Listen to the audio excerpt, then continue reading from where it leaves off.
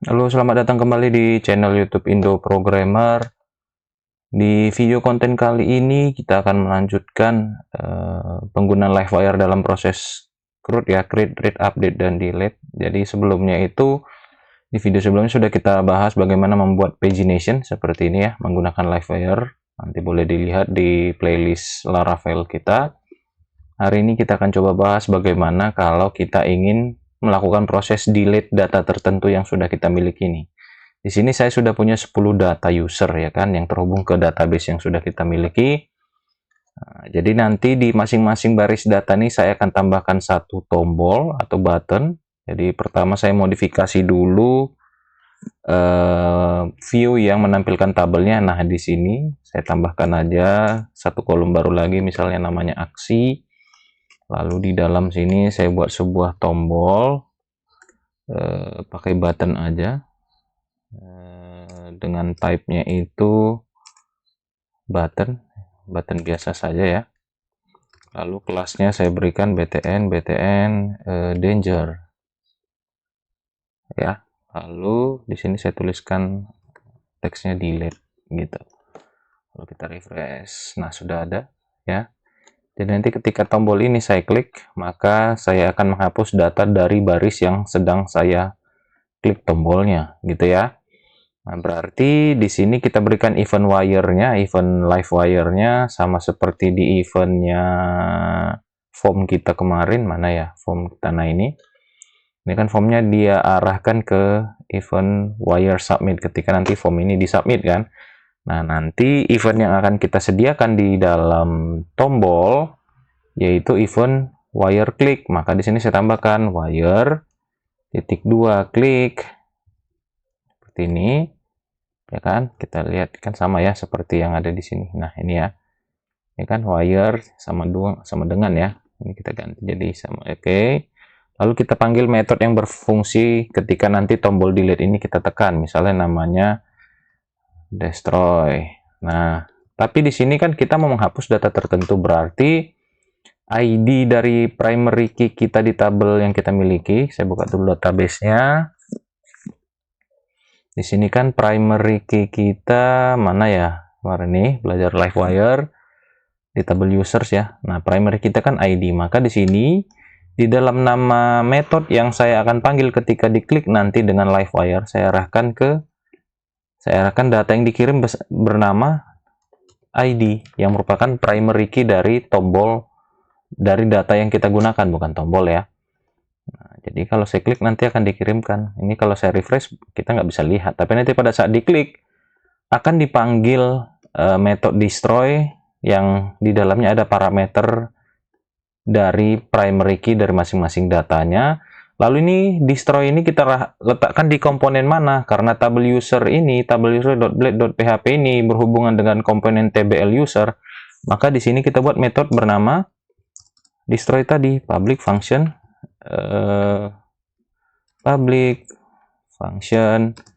destroy. Lalu ada parameter tadi kan, tuliskan di sini saja, boleh aja kita buat variabelnya ID. Udah. Lalu kita coba temukan dulu data yang mau dihapus ya. Maka saya buat aja di sini variabel sementaranya X, lalu kita panggil model user, lalu gunakan perintah find sesuai dengan ID yang ditemukan, yang digunakan, yang dikirimkan tadi dari view-nya. Lalu kita langsung saja X. Kalau sudah ketemu nanti kita langsung delete aja. Seperti ini. Oke. Lalu kalau sudah kita delete, coba saya lihat di sini ada ngirim, oh ada ya. Tapi dia di dalam ini ya, di dalam komponen formnya ya. Nanti kita buat aja flash lagi di sini. Ini saya copy, saya masukkan ke table user, saya letakkan di sini table user ini. Saya letakkan di sini, gini ya. Lalu saya kirim sebuah session flash aja, session, ya kan, flash, namanya success, data berhasil dihapus. Lalu kita kirimkan, ya nggak perlu ya karena ini di dalam komponen yang sama, nanti dia akan render ulang. Kita coba ya. Saya pilih data 10 yang mau saya hapus. Nah, berhasil dihapus. Nah, sekarang datanya sudah 9 kan? Tadi harusnya 10. Ini kalau saya hapus lagi, nah, kan data juga berhasil dihapus. Kalau di sini kita lihat sudah terhapus, user 8 dan 9 dan 10 sudah dihapus. Ya, sudah tidak ada di tabel. Nah, begitu juga nih kalau 8 kita hapus. Nah, datanya juga sudah berhasil dihapus. Di sini kan masih ada, ketika saya refresh ulang, 8 juga sudah hilang. Gitu ya. Nah, itu cara untuk hapus data ya. Nah, selanjutnya adalah kita buat aja proses selanjutnya untuk kegiatan CRUD ya, yaitu untuk ubah data. Jadi kalau delete itu lebih simpel aja dibanding ubah ya. Jadi kalau ubah nanti konsepnya berarti saya tambah tombol satu lagi di sini. Saya buat sebuah button baru lagi dengan type-nya juga button biasa ya. Lalu kelasnya saya buat di sini btn warning. Ini saya buat ubah atau edit seperti ini ya. Oke. Lalu ketika saya refresh, nah sekarang ada tombol edit. Ketika nanti dari masing-masing baris data saya klik tombol edit, maka data tersebut akan saya tampilkan kembali aja ke sini. Tapi ini ribetnya kenapa? Karena ini terdiri dari dua komponen. Tapi nanti kita coba saja ya, apakah bisa nanti properti yang di komponen berbeda bisa berkomunikasi ke antar komponen. Nanti kita akan coba, karena di sini coba saya lihat di user komponen kan ada tiga properti ya, name, email, dan password ya kan. Nanti saya akan coba komunikasi dari komponen table user ke komponen ini agar bisa nanti menerima data yang dicari lalu tampilkan ke dalam form kita ini ya. Oke. Pertama-tama berarti di table user di sini saya kasih wire kliknya lagi, wire titik 2 klik dengan kita cari edit aja dulu namanya, lalu saya kirimkan primary key dari data yang saya pilih. Oke, ini namanya edit. Nah, saya coba buat metode edit ini di dalam user komponen ini ya kan. Tadinya kan kita buat ini di komponen table user, kita coba ya. Di sini saya buat komponen public function edit seperti ini. Parameternya ID, saya cari aja dulu datanya gini kan. Lalu di sini cari sama dengan user ya kan, model user ini kita find berdasarkan ID. Lalu kalau sudah ketemu, kita kirim ke properti masing-masing di sini, name sama email. Saya buat aja coba ya. This name sama dengan variable cari, baru di sini name, nama field kita di tabel. Coba kita lihat. Ya, name ya. Kita coba sekarang. Refresh, saya pilih yang ini. Tuh, nggak bisa ya. Enable component method, public method edit not found on komponen. Jadi di komponen itu tidak ditemukan katanya. Ya kan? Oke, berarti nggak bisa. Berarti ketika komponen tersebut kita sediakan di sini, misalnya yang edit ini, metode edit ini berarti disediakan kemana kan? Hubungannya kan table user blade ini kan satu package dengan render di sini kan, di komponen table user ini kan. Berarti komponennya harus ada di sini. Kita coba, ini kita hapus seperti ini, lalu kita coba di sini edit. Nah, berarti kita buat properti baru di sini, mau nggak mau, protected name seperti ini ya. Oke, coba kita refresh ulang lagi, kita coba ya edit, nggak merespon. Kenapa? Karena property name ini mana tadi ya. Nah, ini property name ini tidak merespon ke properti di komponen di sini gini kan. Jadi kan form kita ini kan di komponen user, sedangkan tabel ini di komponen table user, jadi nggak bisa berkomunikasi ya kan.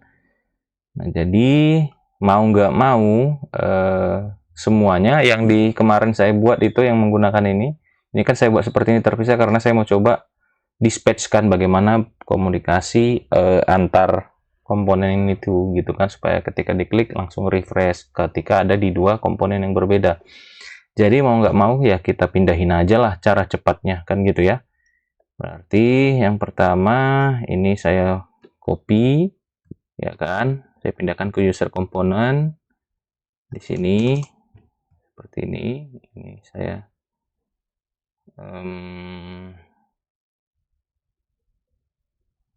oke, saya import dulu nih.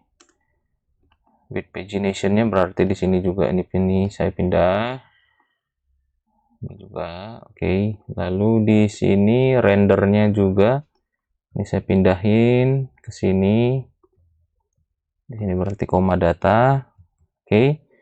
Lalu metode tadi yang kita miliki destroy sama edit ini saya pindahin.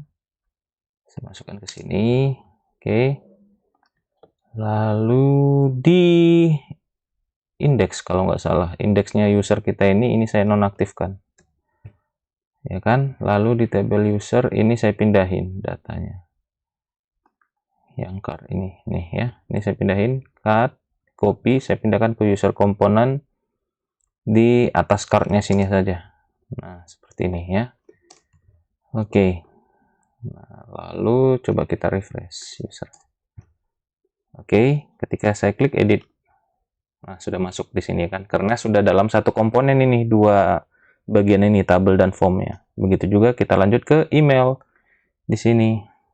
Berarti di sini this email sama dengan cari lalu email ya kan, field kita. Oke, kalau saya coba refresh lagi edit, nah sudah masuk ya.